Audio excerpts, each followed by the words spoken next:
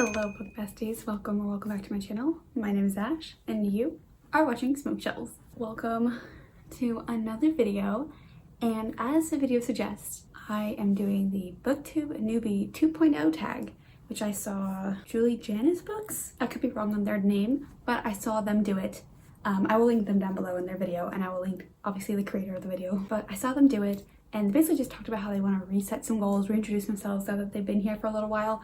And I thought, what better time to do it than when I'm exactly 6 months away from my first post? Well, 6 months and a day. I posted September 23rd. And so I figured, why not reintroduce myself in a way, try out a new tag, because tags are always fun.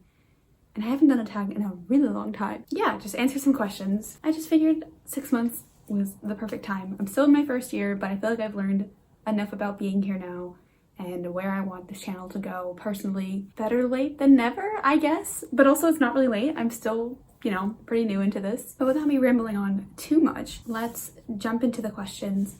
I have my laptop down here with me. You know the deal. If I'm looking down, it's because I'm reading the questions. The first question is, what genres would you like to see talked about more on BookTube? And I feel like 6 months ago, I would have had the answer of like sci-fi. I know that pretty much every niche is being filled on BookTube, and I just need to go out of my way to find that niche and find the people that are in those genres. But I still want to see more sci-fi because I think sci-fi is underrated. People are scared of it. And I don't read a ton of sci-fi myself, but I feel like I read enough. You know, I try to read some sci-fi every now and then. It is a hard genre to get into, but a lot of people are fantasy readers, so I feel like sci-fi is an easy next step. They're often considered the same genre, you know, SFF, so sci-fi fantasy. I just want to see more people enjoying sci-fi, especially because modern sci-fi and YA sci-fi is making its name known nowadays. I feel like I've read a lot of YA-ish sci-fi recently that I've loved, and I just want to spread the hype of it. And obviously I want to look for more YA sci-fi myself, and I'll eventually trickle down into the adult sci-fi, but I like YA.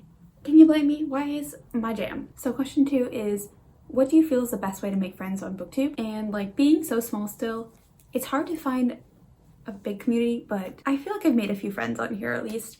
I think finding people of similar interests of you, obviously. If people are reading nonfiction and you're solely reading fantasy, I feel like even though you're both readers, you're very different types of readers.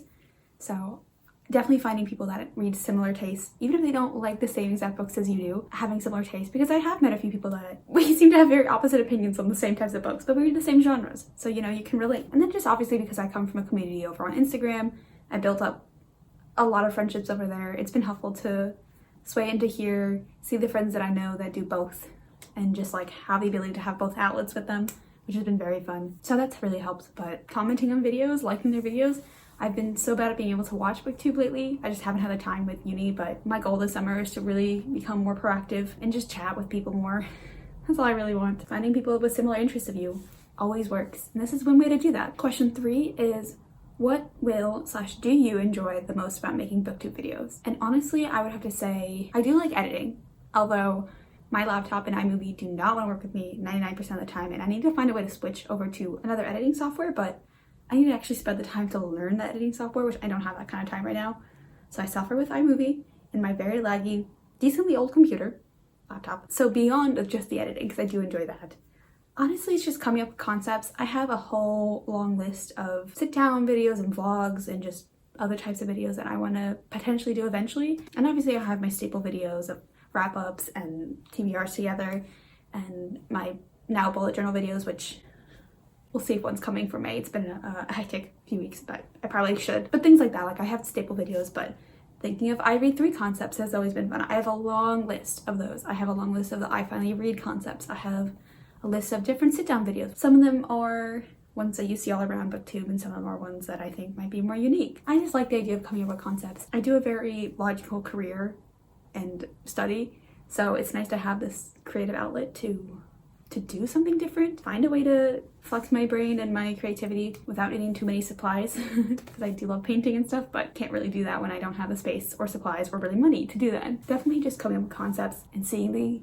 start of a concept to the execution, and does it work, and yeah. Question 4 is, what do you least look forward to when making BookTube videos? I guess in the same way it's one of my favorite ways, my least favorite thing is to edit, because it's time consuming and I stutter a lot and lose myself over my wording. Always, always. Always have, always will. I am not that good with speaking, so that's always hard, is finding a way to edit things down and condense it down in a way that still makes sense but takes out all the words that I've fumbled over. And just also, like I said, my laptop hates me, so it freezes on me so much, and editing can be such a pain. But also just, I guess sometimes the reading does get to be a little bit annoying in the sense that I don't have the time right now, so I feel like I have a concept and I've been dragging out a concept from start to finish for months. I end up moving around my schedule because I have a calendar and like a digital calendar, and I will write down what 2 videos are supposed to go up every week for that month basically, and then some I usually try to stay a couple months ahead. But then things get in the way, life happens, I get so busy, I don't have the time to read. Things get moved around like crazy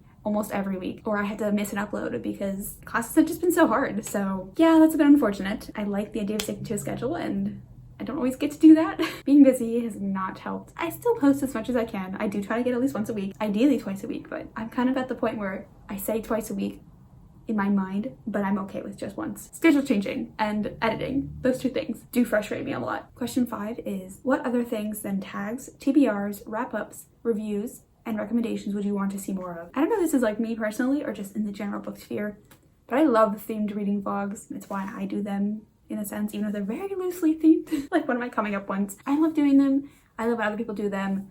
I know my turnaround time for them is very slow, even though it's only 3 books. And some of the people can do like 5 or 6 books and get the turnaround time in like a week or 2. But I love those. I just like the creative ones, challenges. Obviously, I know it says not TBRs, but TBRs that have challenges in them or like are gamified, I love those. I think they're so fun. I watch like all of those out there. TBR bingos, the Monopoly by Book is Beckopoly, you know, things like that. I'm obsessed. I want to do one myself. I want to create something for myself one day. Even though I'm not a TBR reader, I want to find a way to do just prompts and then associate them later type of thing. Maybe somehow I'll figure it out, but I don't have the creativity or brain power or supplies, like I said, really to do anything like that just now. So maybe one day. But I love those types of challenges, or like seeing people do like book buying band stuff or whatever, you know. I love when things are gamified. I think it makes it so fun. It's so entertaining. So I know I kind of like said the thing you're not supposed to say, but is it really the same if it's just like a regular TBR where you're just listing everything versus like Dart Attack by Book Browsing Blog where you're throwing a dart at a wall? I feel like those are very different types of TBR videos. Those, like I said, themed reading vlogs, those are always fun. Just general reading vlogs. I love seeing people's lives. I spend a lot of my free time watching other vlogs, not just reading vlogs, but general lifestyle vlogs. And I like making them. I don't know, they're fun. They're fun to me. I like seeing people's editing and style and just like what they're doing in their life. I'm a nosy bitch, okay? That's all it is. Question 6.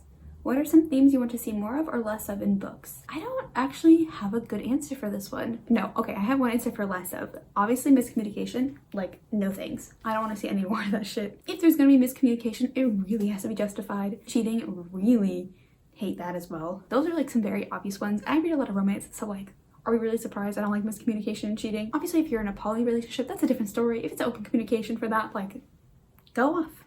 Have your fun poly relationship, but communicate about it. As for like other types of tropes, I don't know.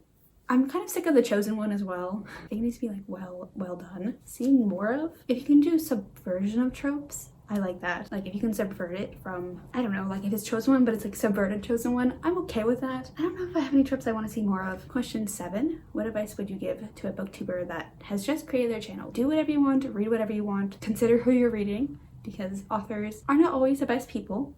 I've had to stop supporting authors that I loved in the past myself. We're not talking about the big JKR, I never read their books, but like other authors, I found out they are just a shitty person, and as much as I love their books and wanted to wreck their books, I stopped doing that. So just be mindful of who you're reading. Everyone has a different level of threshold with what they consider, but sometimes I feel like there's universal signs. Think of unique concepts. If you have an idea, just try it. If it fails, it fails. Post it. I find this place as a platform to grow in terms of like mindset and just skills and stuff. I don't know how to explain it, but like this has been a place for me to get better at speaking on a camera, which I feel like I've gotten better at somewhat.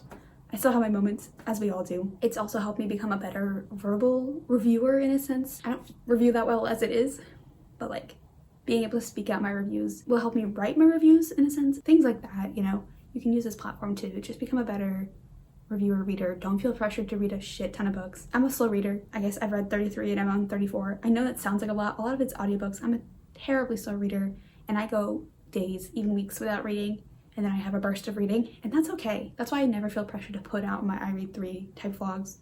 on a certain date or like do it so often. Don't feel pressured to read a shit ton, and don't feel pressured to read a certain type of genre. Read what you want, read what makes you feel happy. Talk about what makes you feel happy. You can't go wrong if you're passionate about what you want to do. If you're passionate about the genres and the books you're reading, they'll come to you as you go, and don't worry about growth. Half a year, 66 followers, not that many, but I'm enjoying myself, I'm having fun. It's a way to be creative. Don't think of a platform as growth. Just think of it as a fun place to stretch your creative muscles. I just gave a bunch of advice. That's, yeah, take whatever you want out of that. Question 8 is, what are some qualities or traits that you look for when it comes to watching other booktubers? I don't know, they just need to have some sort of like I said, just passion behind the genres of the reading. I follow a lot of people that read genres that I don't even touch because they love those genres.